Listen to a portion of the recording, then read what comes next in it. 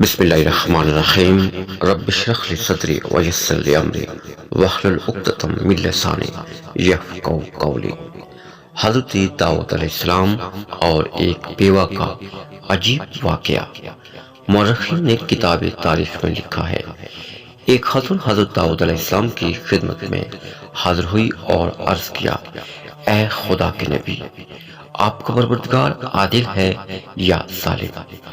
حضرت داؤد علیہ السلام نے فرمایا، تیرا ناس ہو اے خاتون، تو کیا بات کر رہی ہے؟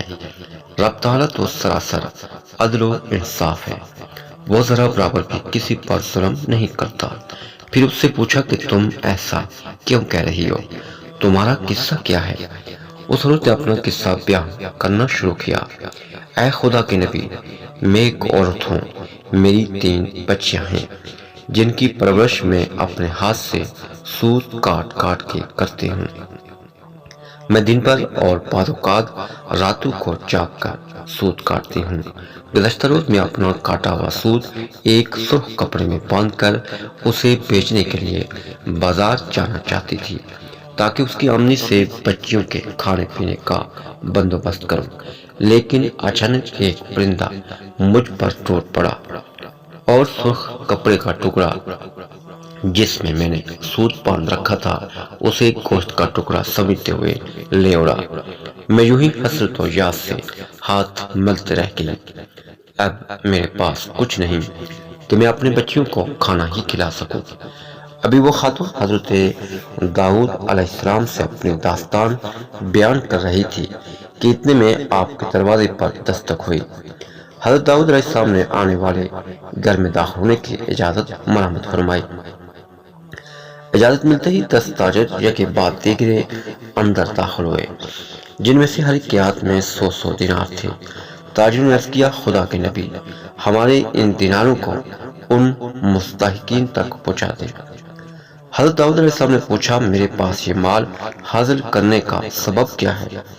تاجروں نے جواب دیا، خدا کے نبی، ہم سب ایک کشتی میں سوار تھے، اتفاقاً ایک زوردار آندھی آئی، کشتی میں ایک جانب سوراخ ہو گیا اور پانی کشتی میں داخل ہونا شروع ہو گیا۔ موت ہمیں سامنے نظر آ رہی تھی۔ ہم نے نظر مانی کہ اگر رب تعالیٰ ہمیں اس طوفان سے نجات دے دے تو ہر شخص 100 دینار صدقہ کرے گا۔ اب پانی کشتی میں تیزی سے داخل ہونے لگا۔ ہمارے پاس کوئی ایسی چیز نہ تھی جس سے اس سوراخ کو بند کر سکے۔ ادھر ہم نے نظر مانی، ادھر رب تعالیٰ نے ہماری مدد کا بندوبست کر دیا۔ ایک بہت بڑا پرندہ منڈلاتا ہوا کشتی کے اوپر آ گیا۔ اس کے پنجے میں ایک سرخ رنگ کی پوٹلی تھی۔ اس نے دیکھتے ہی دیکھتے پوٹلی کشتی میں پھینک دی۔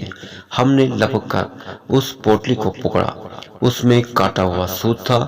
ہم نے فوراً اس سے کشتی کا سوراخ بند کیا اور اس میں داخل شدہ پانی کو ہاتھوں سے باہر پھینکا۔